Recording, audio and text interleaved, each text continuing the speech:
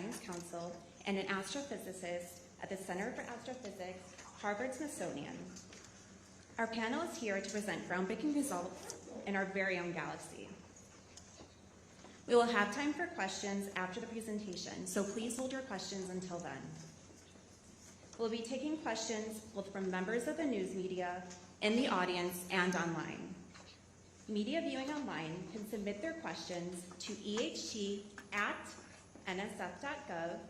That's eht@nsf.gov.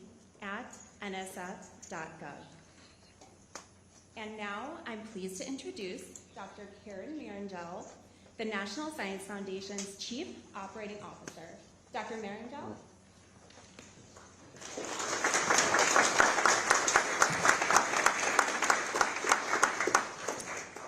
Good morning, everyone, and welcome. I'm sure you will agree, but it seems like just yesterday when, thanks to the incredible efforts of the Event Horizon Telescope, we all caught an awe-inspiring glimpse of the first true image of a black hole. And since that moment, this historic discovery has continued to inspire scientists to ask more questions and to look for even more answers throughout our universe. The Event Horizon Telescope has continued to push the frontiers of science and discovery. And today, because of the incredible work of all those involved, I am honored to join you as we announce another exciting and historic breakthrough. This discovery was made possible by more than 300 researchers from 80 institutions working with 8 different telescopes around the globe. Their achievement is a truly inspiring scientific endeavor and a powerful reminder of what we can achieve through international collaboration and coordination. Even before the program's inception, the U.S. National Science Foundation has played an important role in supporting the fundamental research that makes the Event Horizon Telescope possible. Today's announcement is a proud moment for us all, and we are excited to continue enabling extraordinary science alongside our partner institutions. Together, we are continuing to push the boundaries of what science and technology can achieve and are unlocking more and more of the universe's greatest mysteries. So thank you. And now, it is my pleasure to introduce Fario Ozell from the University of Arizona, who will talk about these exciting new results.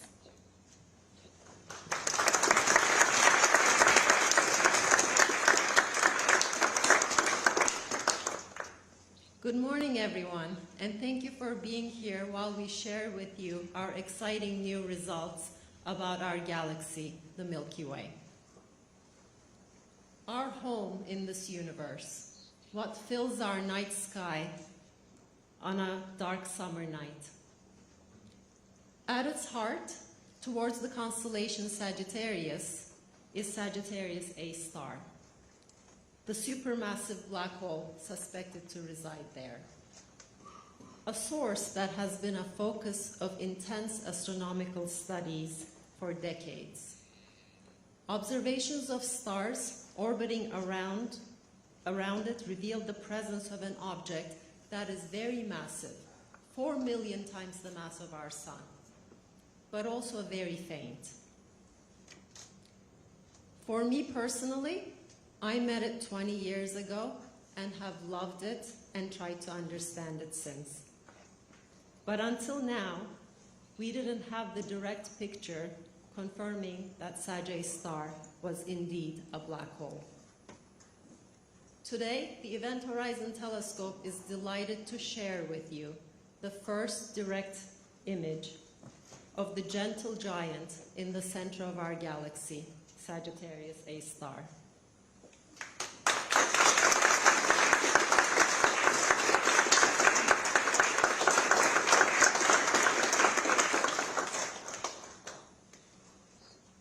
This image image shows a bright ring surrounding the darkness, the telltale sign of the shadow of the black hole.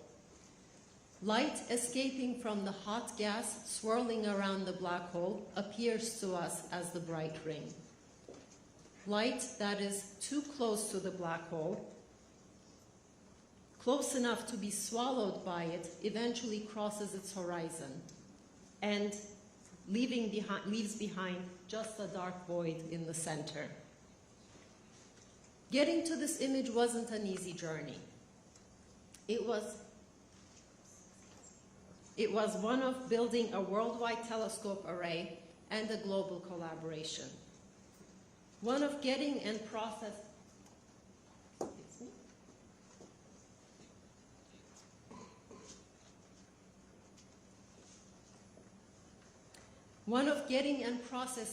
petabytes of data collected from those telescopes. Of imaging algorithms more complex than many that have ever been developed. What made it extra challenging was the dynamic environment of Sagittarius star, a source that burbled and gurgled as we looked at it. And the challenges of looking not only... something is advancing the slides without... Can you please go back to the earlier slides?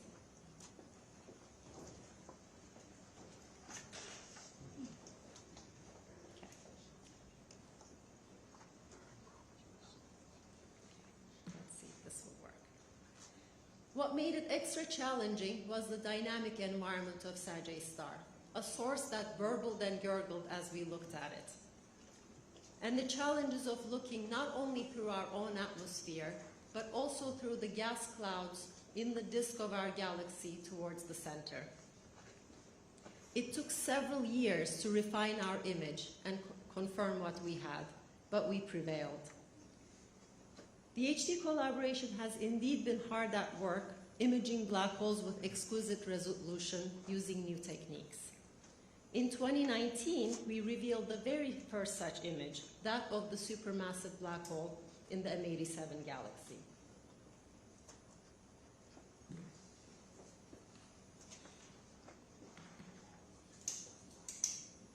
That black hole is 1,500 times more massive, making its horizon 1,500 times larger. But it is also 2,000 times further away from us. This makes the two images appear very similar to us when we gaze at them in the sky.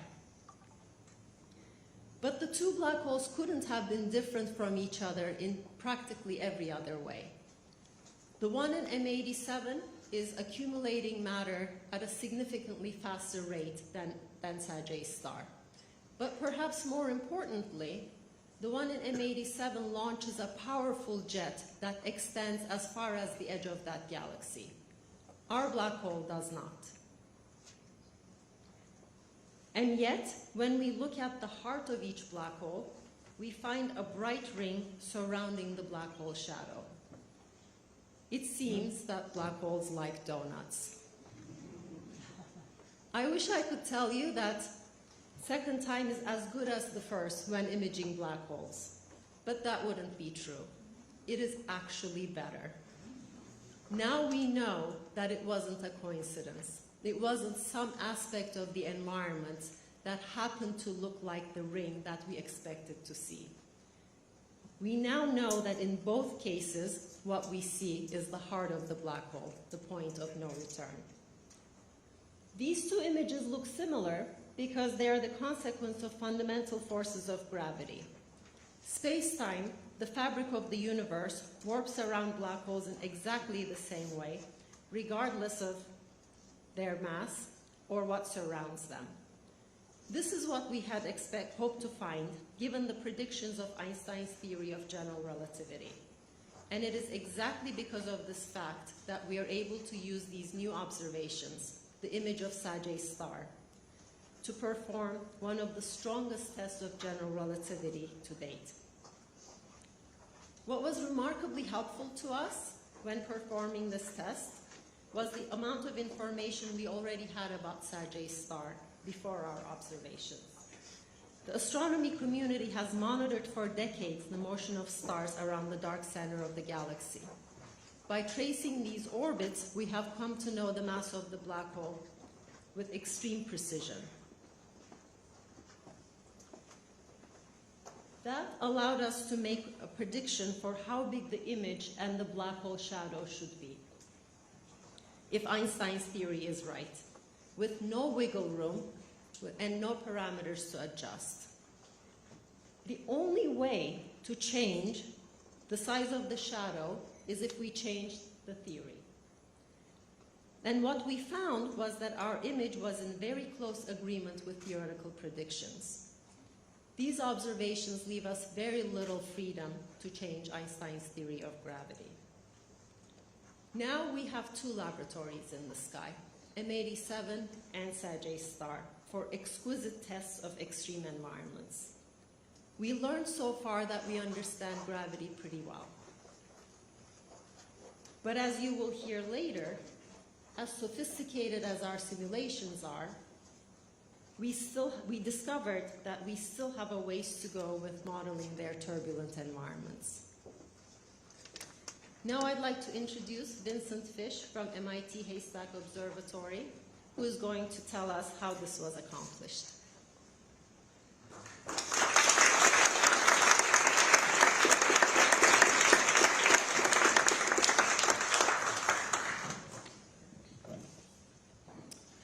Imaging a black hole is a task that's too big for one individual or a single observatory.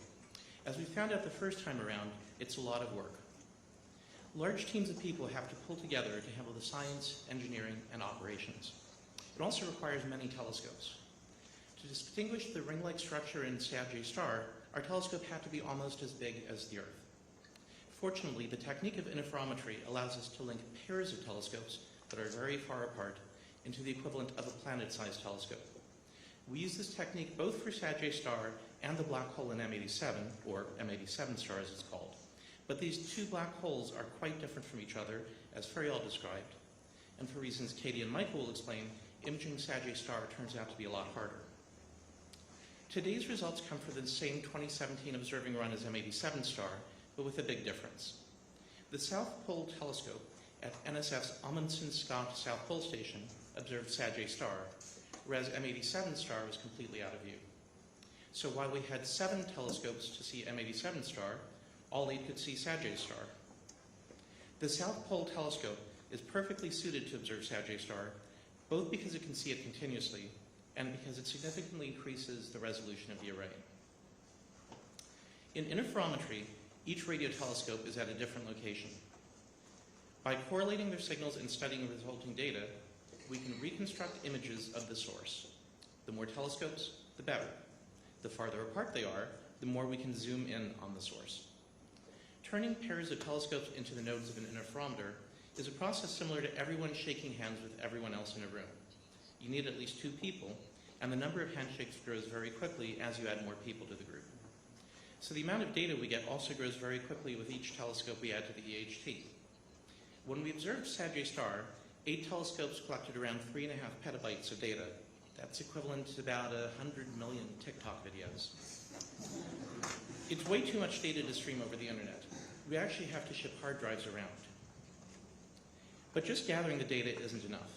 The data has to be carefully combined, calibrated, and converted into an image, with teams of scientists, many of them right here in this room, working on each stage of the process.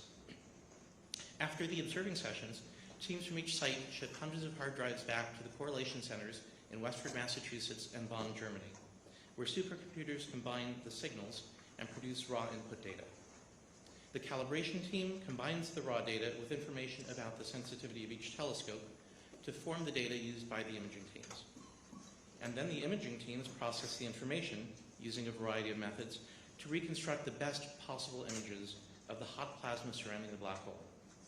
Other teams then extract features from the image, and so other teams run massive simulations based on prior physics studies that predict how material behaves around black holes on the scale of Sagittarius star.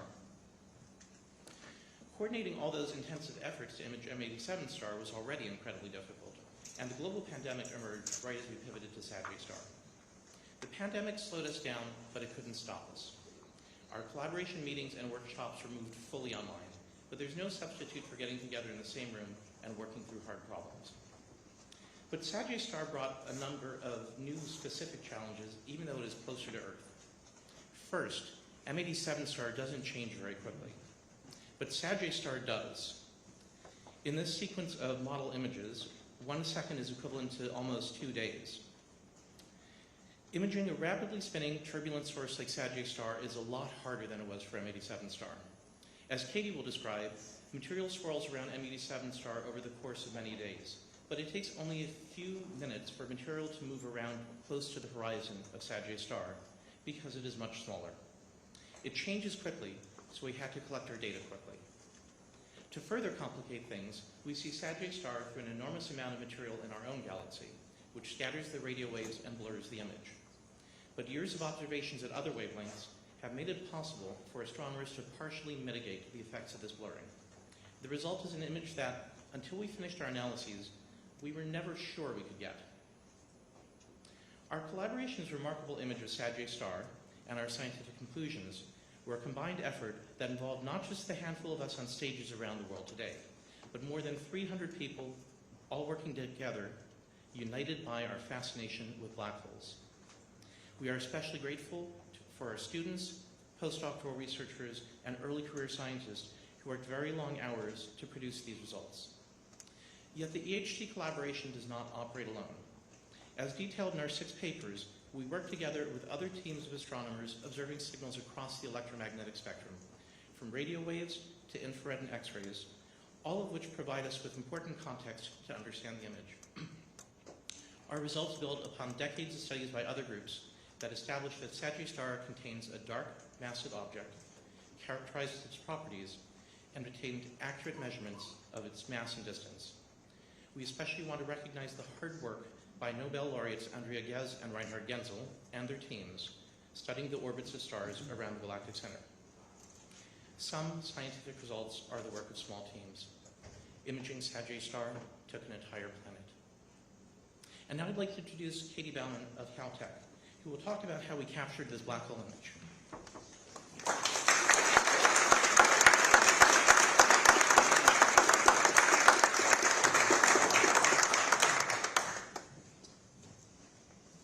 Today we are thrilled to reveal the very first image of the supermassive black hole at the heart of our own Milky Way galaxy.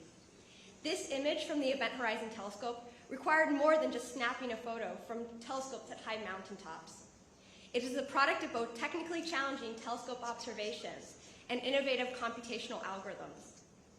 Taking this picture proved even more challenging than imaging the M87 black hole, which we revealed to the world back in 2019. To understand why, let's go back to how our telescope works. As Vincent mentioned, the EHT doesn't work like a regular telescope. Instead, our radio telescope shakes hands. They work in pairs, with each pair contributing a little bit of information to the entire image. Telescopes that are far apart can detect the smallest, sharpest features of the image. Orientation is also important, with each angle picking up different parts of the whole. Telescopes that are closer together become sensitive to the broad features of the image that the wider pairs can't see. And combined, these components of the image can provide a good representation for the target we're observing. Making a perfect image would require telescopes at all different orientations and separations. But EHT's 8 telescopes scattered around the globe only capture some of these potential pairings. Luckily, as Earth rotates, the projected separations and orientations between the telescopes change, providing more, but not all of the information we need to make a perfect picture.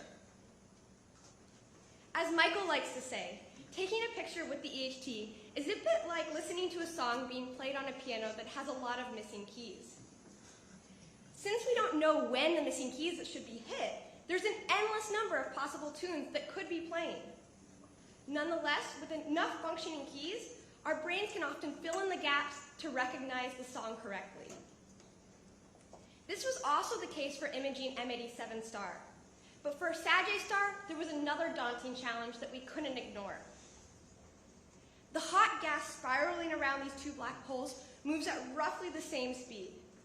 But where gas takes days to weeks to orbit the much larger M87 star. For Sagittarius star, because it's a lot smaller, gas can make a full orbit around its event horizon in mere minutes. And that means as we were collecting data during the Earth's rotation, the material was swirling around Sagittarius star so quickly that Sagittarius star's appearance could change from minute to minute. This is a bit like changing the key of the song as we are playing it on our broken piano. We had to address all those challenges, along with many other challenges that I don't even have time to get into, like the fact that we're observing the black hole through Earth's turbulent atmosphere, as well as the galaxy's gas. And to tackle these challenges, we spent years developing computational imaging algorithms that allowed us to recover a picture of the center of the Milky Way with the collected incomplete data. But the question remained of how do we fill in that missing information? To capture the range of potential Sagittarius star appearances, our team produced tens of thousands of different images with different methods that filled that information in differently. Each of these images is slightly different, but they are all consistent with the EHT data. By averaging these images together, we're able to emphasize the common features appearing in most of them. And here, a bright ring clearly pops out. But it's important to note that not all the images that we recovered looked alike. In fact, we found that we could cluster the recovered images into 4 categories based on similar visual features. 3 of the clusters contained a ring-like feature with only differing brightness around the ring. However, there existed a much smaller 4th cluster that contained a variety of images that did not appear ring-like. Although these non-ring images couldn't be fully ruled out from the data alone, the vast majority of the images that our algorithms recovered had a ring shape. And through literally years of exhaustive tests on both real and simulated data, we're now confident that there is compelling evidence that the true underlying structure is a ring. A detailed analysis of the images has revealed that they all share the same ring size, a size in perfect agreement with prior observations in theory. 50 microarcseconds, or in other words, a size 1/13 billionth the span of our night sky. Coming to this conclusion took years, but we never backed away from the challenge. And through the power of computational imaging, the EHT team overcame seemingly impossible hurdles to capture the first image of the beastly black hole at the heart of our galaxy. And now I'd like to introduce Michael Johnson from the Harvard-Smithsonian Center for Astrophysics to discuss what this picture of the black hole teaches us and our excitement for the future.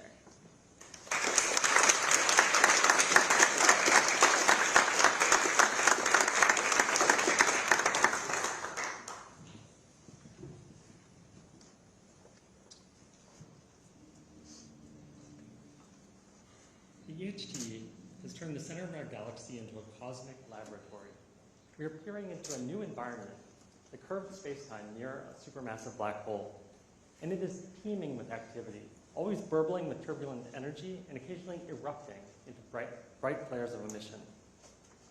And our first step in making sense of the physics of this environment was to move from images to measurements. So we developed tools that locked in on the bright rings in all those images that Katie showed and measured their properties. We also developed a set of simple models that we could fit directly to the EHT data. Now, this is a different approach in imaging, so it gives us a different perspective, and it lets us understand the systematic biases of both methods. Because these simple models are easier to constrain with very limited data, we fit them in 2 ways. So in the first way, we divided our data up in time, and then we fit a series of nearly instantaneous snapshots. This ensures that our measurements aren't being contaminated by the variability of Sagittarius star. And we then combine all of those snapshots into a single average model. In the second way, we fit a model to all the data at once. Here we're fitting for the average image structure, along with an extra source of variability noise that's sitting on top of that average. And this procedure is very similar to what we did to make the images. By combining all of these different approaches, we were able to precisely characterize the properties of the ring. And we found that we can measure the ring diameter to an accuracy of about 5%. We also use these methods to quantify the features that aren't seen directly on the images. So as Fario mentioned, the orbits of stars have given us an exquisite measurement of the mass of Sagittarius star. about 4 million times the mass of the sun. And Einstein's theory of general relativity then predicts exactly what size shadow the black hole should cast. So this theoretical feature, the shadow, is the image of the event horizon. It's our line of sight into the black hole. So the blue ring that you see here is the predicted shadow diameter from the stars. And that band is showing the range of possible values. Most of the uncertainty here is actually because we don't know whether or not the black hole is spinning. And the spin has a small effect on the shadow diameter. So the stars gave us a tight prediction for something that was completely unseen. We didn't know if the EHT image was going to match this prediction. But we found that these two completely different views of the black hole, one relying on the motion of stars and one relying on the bending and capture of light, were perfectly aligned. This is an extraordinary validation of general relativity. Next, we wanted to study the turbulent environment around the black hole. So we turned to supercomputers. A large team across the EHT, including many people here in this room, created a whole zoo of numerical simulations of black holes. These let us see mock movies of what a perfect instrument might observe for Sagittarius star. With these simulations, we can move to any viewing location around the black hole. We can look at the black hole edge-on, as you see here, peering through the disk of material that's flowing onto the black hole. Or we can tilt our camera at any other inclination and view the black hole face-on from above. We can also vary the properties of the black hole itself, allowing it to sit still or spinning it up to a maximum rotation set by the speed of light. And we can also vary the properties of magnetic fields and the gas near the black hole, simulating weak and turbulent magnetic fields or strong and dynamically significant fields. With this enormous library in hand, more than 5 million simulated images in total, we can play a game of Galactic Center Guess Who. So a few simulations have too much diffuse emission in the disk around the black hole. And so we can reject those. There they go.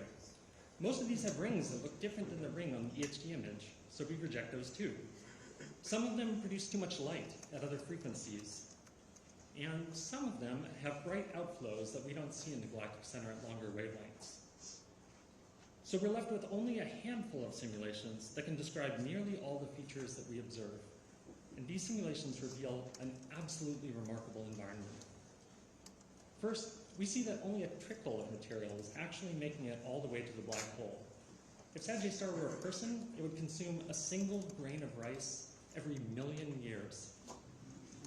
And while some black holes can be remarkably efficient at converting gravitational energy into light, Sagittarius star traps nearly all of this energy. Only 1 part in 1,000 is converted into light. So despite looking so bright on these simulated images, the black hole is ravenous but inefficient. It's only putting out a few hundred times as much energy as the sun, despite being 4 million times as massive. And the only reason we can study it at all is because it's in our own galaxy. And this is why Sagittarius star is such a precious target. While M87 had one of the biggest black holes in the universe, and it launches a jet that pierces its entire galaxy, Sagittarius star is giving us a view into the much more standard state of black holes, quiet and quiescent. M87 was exciting because it was extraordinary. Sagittarius star is exciting because it's common. These simulations also tell us that we're looking close to face-on at Sagittarius star. You can see this directly in our images, which have fairly uniform rings. And this is surprising.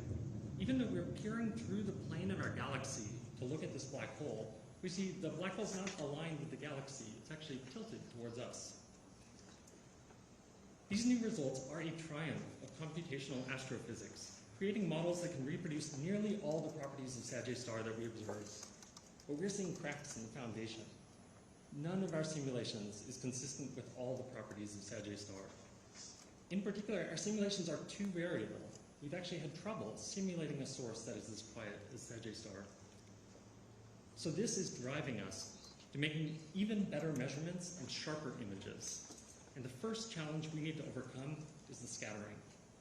So even with a perfect instrument at 230 gigahertz, this is the kind of image that we would see on the sky. This image is fuzzy because of the effect that Vincent mentioned. We're looking at Sagittarius star through the arms of the Milky Way, and this is kind of like peering at it through frosted glass. Because of the scattering, the crucial image details, such as the sharp ring that comes from light that's bent all the way around the back of the black hole, are lost. But with support from the National Science Foundation and other partners, we are already pushing our instrument further and going to even more challenging observations at 345 gigahertz. These will cut the effects of scattering in half, producing much sharper images. And we're not stopping there. We are already designing a next-generation instrument, adding many new telescopes around the world to the EHT. And this improvement will help us move from these still images to capturing the first high-resolution movies of black holes, letting us witness them in action and continuing this quest toward the boundary of the unknown. Thanks.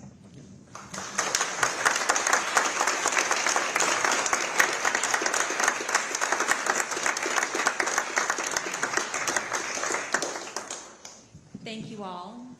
We'll now take questions from members of the news media until 10 a.m.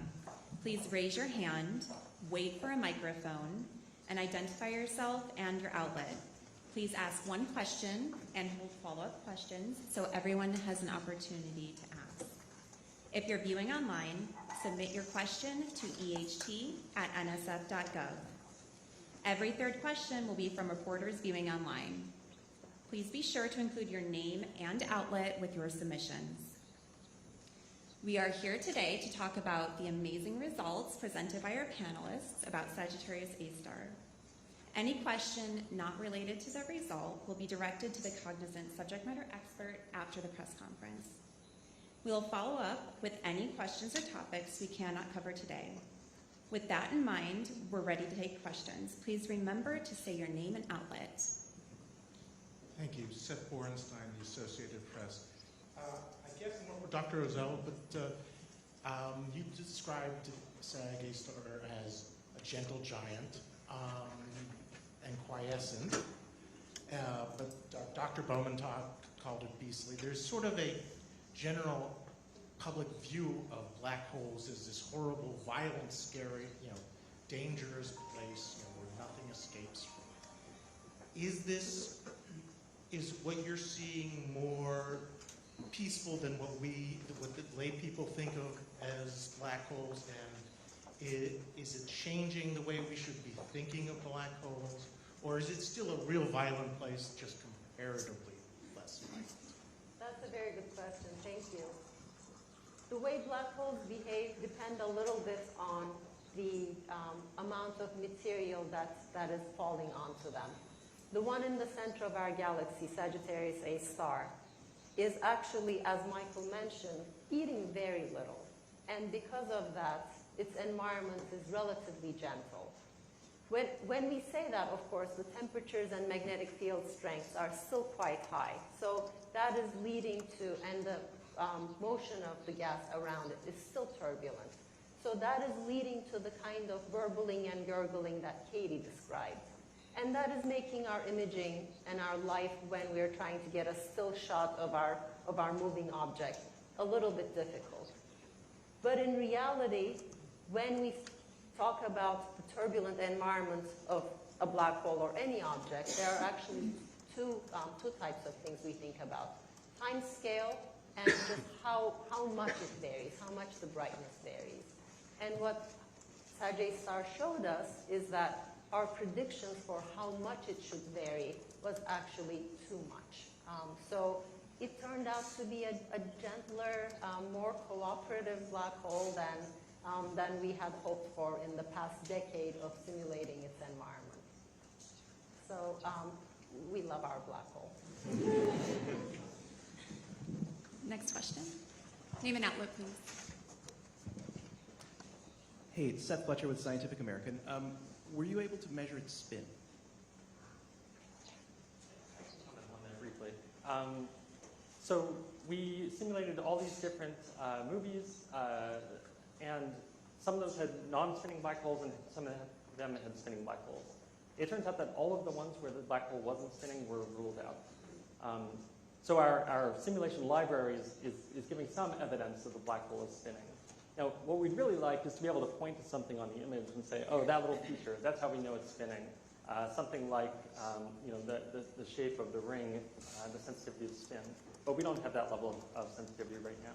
So the simulations are pointing us to the conclusion the black hole is spinning, but that's something that's going to be a topic of intensive study over the coming decades.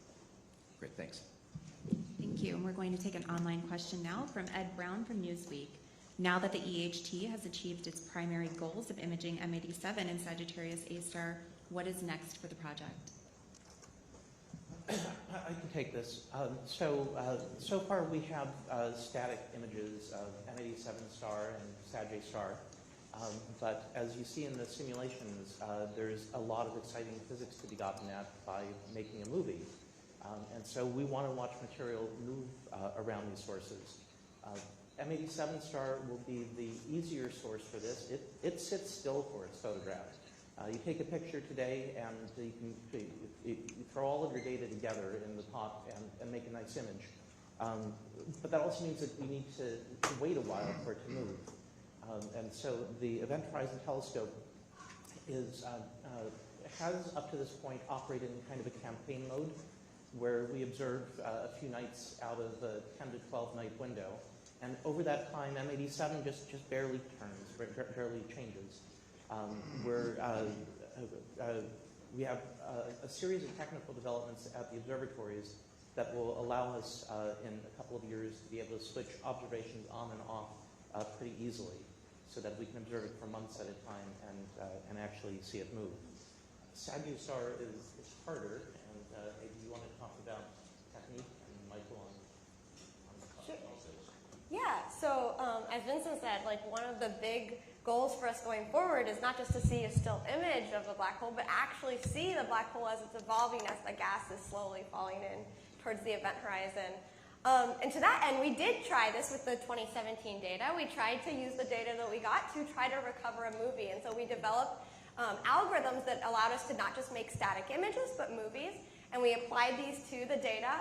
And we saw that although there was something interesting there, that the data that we currently have doesn't constrain that movie enough in order to say something that we're really confident about. So there's definitely exciting stuff there, but we're looking towards the future in not just improving our methods, but also the telescope observations that we actually collecting more data so that we can show you something that we're confident about.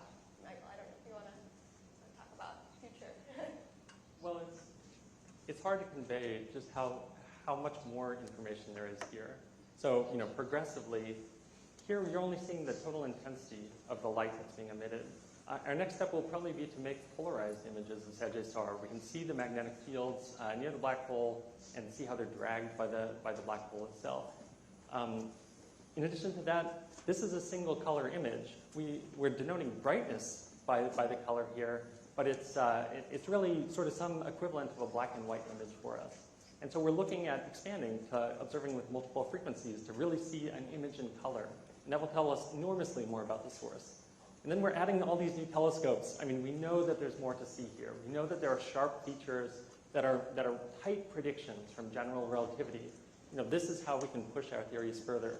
And so we're hoping to add these new telescopes around the world and be able to really dig into those sharp features and to be able to see these high-resolution movies. Thank you. Next question from the audience. Hi, Camille Carlisle, Sky and Telescope Magazine. So I'm curious if you can go into a little more detail about what these observations tell us physically about Sag A*. So you hit the spin a bit, the viewing angle, which threw me and matches gravity. But can you go into the accretion flow a little more? Like, what does this tell you about? Is it fluffy? Is it puffed up? Why are there 3 bright spots? Well, I'll say one thing I didn't mention that we concluded was we did learn about the magnetic fields near the black hole. And so the simulations that were successful all have strong, dynamically significant fields. This is it's pointing this paradox of is it gentle or not. I mean, these are very strong magnetic fields to the gas around the black hole, but they're weaker than the magnets on your refrigerator. So everything is relative. So we are starting to get this view of what the magnetic fields in the gas are like, and maybe Fario, you want to comment more on the accretion properties and the knots? Sure. Yeah. So we are confirming, for example, that the accretion rate onto the black hole is low, and we're getting a first glimpse that the temperature in the flow is the temperature of the electrons, not just of the ions in the flow, is quite high. The simulations that Michael showed that pass all the tests tend to be these stronger magnetic fields and higher electron temperature flows. So this is the first glimpse we have of what fits and what doesn't fit in this giant library of simulations. And the second part of your question is, what about the knots?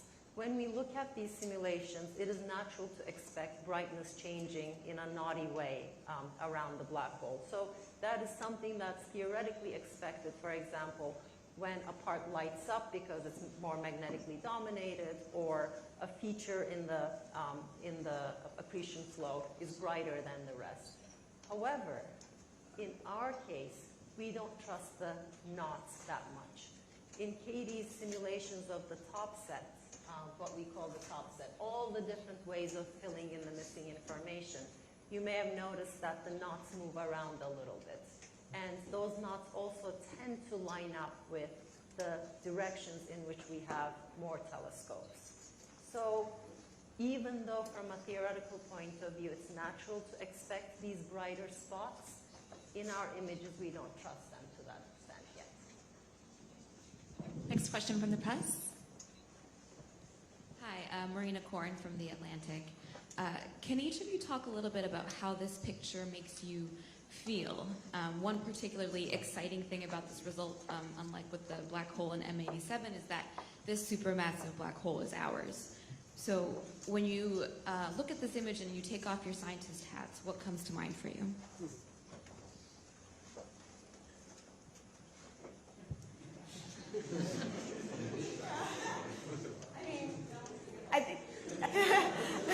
I think that, well, there's two sides to this. One is that I think every once in a while, we've been working on this for so long. I mean, with so many people, you know, every once in a while, you just have to pinch yourself and you're like, this is the black hole at the center of our galaxy. Like, you kind of forget that every once in a while. And that's pretty amazing. It's pretty amazing what we were able to do by bringing together people with lots of different expertise, and that we were actually able to do this. And so for me, that's just, I don't know, I just feel really proud of everything that we've done. So as a member of the collaboration, I'm just very proud that we've been able to kind of, you know, didn't let all these challenges that were there from the beginning, didn't let us stop us from still going after that. We weren't afraid of the uncertainty and all the missing information and all this. We figured out ways to deal with it. And for that, I'm really, really happy, and I'm so honored to be able to work with the people here. But otherwise, yeah, I mean, I think it's just super exciting. I mean, what's more cool than seeing the black hole in the center of our own Milky Way? So I don't know what other people feel. Yeah, it's, I've been with the project now for almost 15 years, and it's been exciting watching the project evolve, watching the collaboration grow. You know, in the early days, it was a real struggle just to detect Sagittarius star. And the signals were so noisy that you couldn't even think of imaging. You didn't have enough telescopes. You know, it seemed like a hopeless task at the time. I remember the first detection of M87 a couple years after that. And now we have built out the array. We've instrumented a lot of telescopes with wide bandwidth equipment. We have phased up ALMA and the submillimeter array, and now NOEMA in France. We have new telescopes join, and the data get better and better. And what seemed like it was going to be an impossible task is now, well, it's still hard. but it's doable. Yeah, I'm one of those people who has thought about Sagittarius star for a long time. 22 years ago was my first paper on it when I was a graduate student. So I feel like I had this remote friend that I kind of had an idea in my head about what it looked like. We were online chatting, and then I was like, "Oh, you're real!" Meeting in person. So it's a very nice feeling. I really like what Fario said in the intro. You know, we had this prediction for Sagittarius star that had no wiggle room. the stars gave a very precise measurement of exactly what we should expect. And so I remember seeing this and just kind of walking around in a daze. You look at that image, and that hole in the center has 4 million solar masses. That's incredible. And there was doubt for black holes for decades after they were first derived as a mathematical solution. Everyone kind of assumed that they just evaporate once we understood more. It doesn't feel like they could exist in nature. And I think that sort of persists for us. We're always waiting for something to step in and say, okay, of course, black holes they're just science fiction. There's something else there. So really just that certainty that we understand what we're seeing was really special for this image. What Michael just said, 4 million times the mass of the sun, and the scale of that image would fit in the orbit of Mercury. So when we imaged M87, which is 1,500 times more massive, that's the size of the solar system. Now we're getting to the size of the innermost planet in the solar system, and smaller than the orbit of Mercury. 4 million times the mass of the sun. It's all in there. Thank you. Dan Brano from BuzzFeed asks, how does the image advance our understanding of black holes or physics, or does it just confirm what we already thought?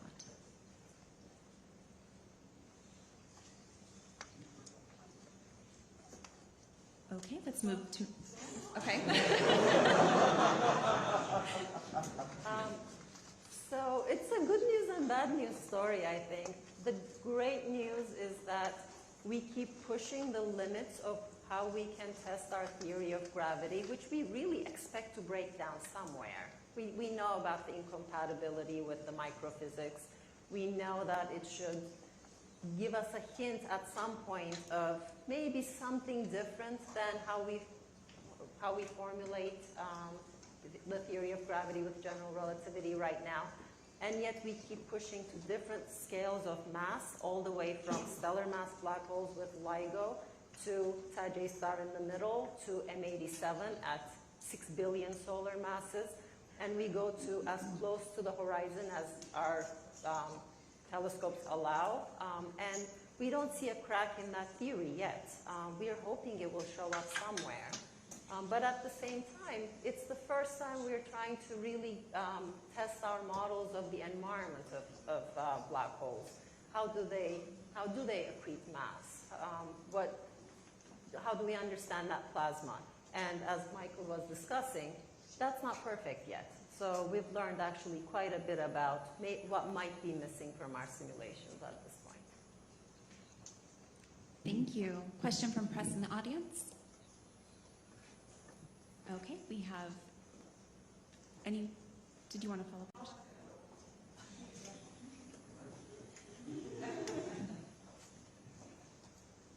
Could you talk a little bit more about how this image reconstruction process was compared to M87? Like, you had to change your algorithms to handle a completely different time scale.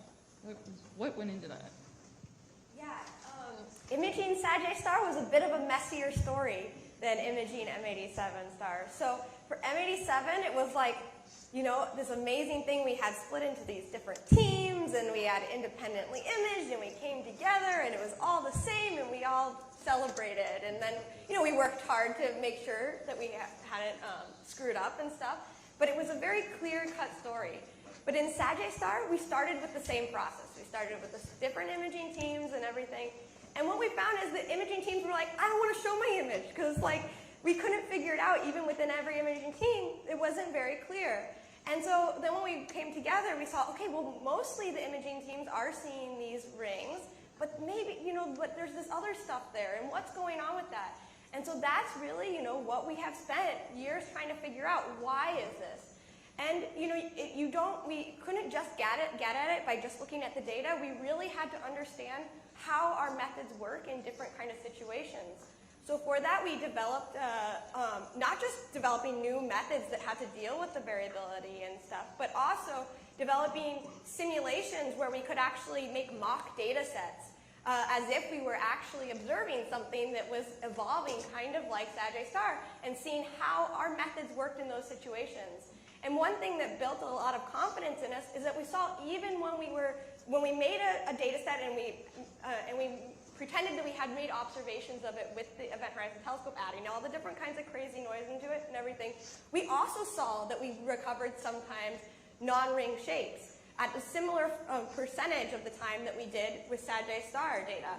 So here we knew when we know it's actually the true underlying source is a ring, our methods sometimes break down. And so things like this helped us build our confidence. So it wasn't a clear-cut story like we had with M87, but it makes it more, it gave us a challenge and we learned a lot in it. And I think, and hopefully that will help us improve in the future going forward. Next question, name and outlet, please. Yes, thank you. Seth Bornstein again at Associated Press for Dr. Ozell. You said this is very hot. Can you give us sort of a little more detail? How much? What type of temperatures are we talking about? How does that compare to other, temperatures in our galaxy? And I know this is going to sound a very silly question, but my editor is also asking this. You talked about burbling, and was that other word gurgling with a Y? Might very well be a made-up word. I said gurgling, like a, I don't know, like a baby sound with a G, yes. But if it is a made-up word, you can change it to whatever you like.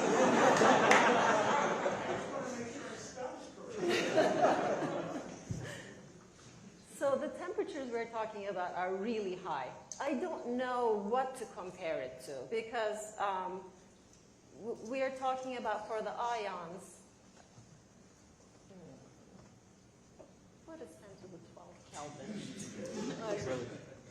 Somebody help, a lot. It's 10 to, yes. Trillions of Kelvin, trillions of Celsius, yes.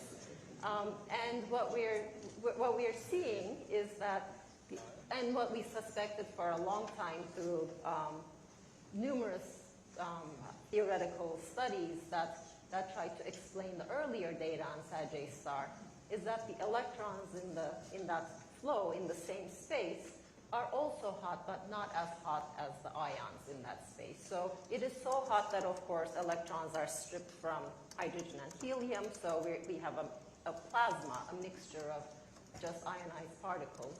And the mechanisms that transport heat to the ions and the electrons are a little different, and the electrons can cool where the ions can't. So yeah, we're talking about trillions of Kelvin for both cases, but the electrons being a little cooler. Thank you. Next question is Roberta with G1 TV Global Brazil. Why was the first ever black hole image blurry, and should we expect to see more detailed images? I would say it's blurry. Wait, did you say it's for Fario though? Oh, for anyone. Oh, okay. So it's blurry. We're pushing our instrument to its limit here.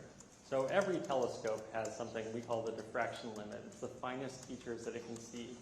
And that's basically the level that we're seeing here. It's fuzzy because to make a sharper image, we need to move our telescopes further apart, like Vincent and Katie talked about, or we need to go to higher frequencies. So we don't think that the black hole is actually a blurry image on the sky. This is just, if you take your glasses off or, have fog or something that's obscuring your vision, we're just at our breaking point here. But I want to highlight that this image is actually one of the sharpest images you've ever seen. It looks blurry on the screen because we only are seeing a few pixels, but actually it's one of the sharpest images ever made. Great. We have Alicia Sowers, a space reporter from Mashable. Did you learn anything from imaging Sagittarius A star that defined the most current scientific thinking about supermassive black holes? Sorry, can you repeat the question? Sure. Did you learn anything from imaging Sagittarius A star that defined the most current scientific thinking about supermassive black holes?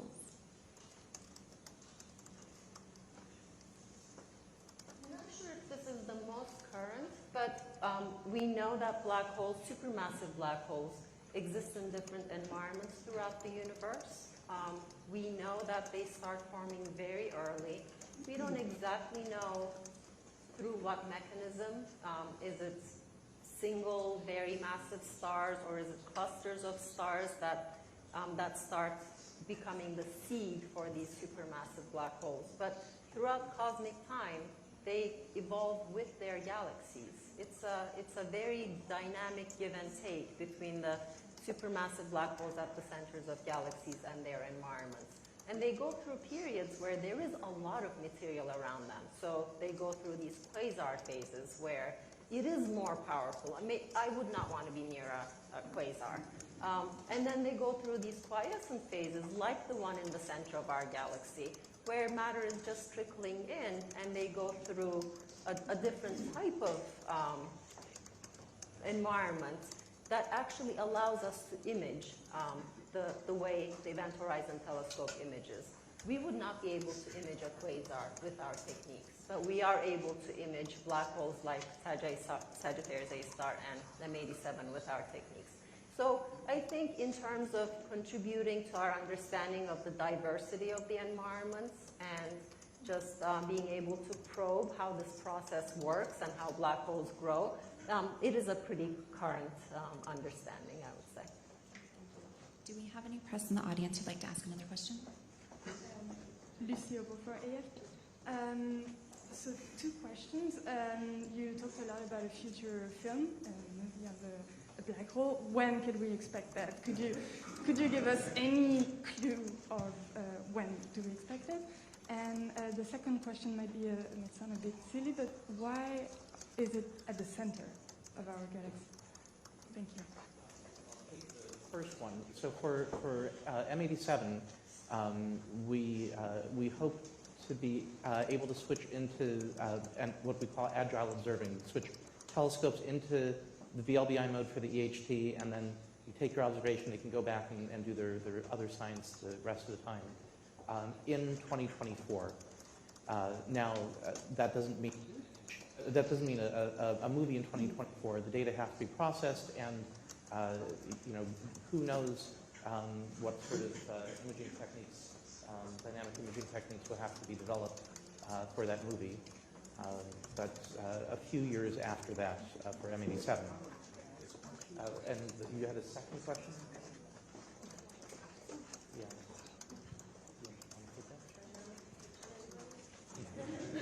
Go for it. Why is it hiding at the center? Okay, so the center of the galaxy is a pretty interesting place. You know, the Milky Way, it's a spiral galaxy. It's, like a lot of things in astronomy, it's fairly flat. In the center, it's dynamically relaxed. So the black hole is sunk to the bottom. There's stars zipping around in all sorts of directions. And yeah, it's sitting right there at the very heart of the Milky Way. Thank you. So we're at 10 o'clock. I'd like to thank you all for attending.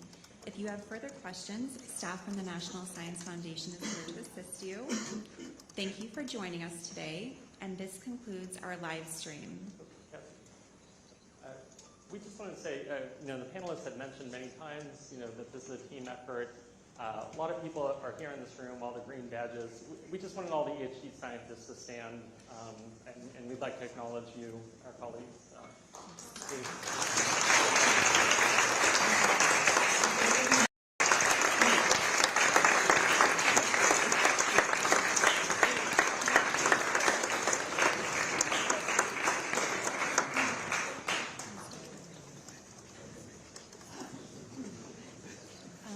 You are free to mingle and conduct your interviews.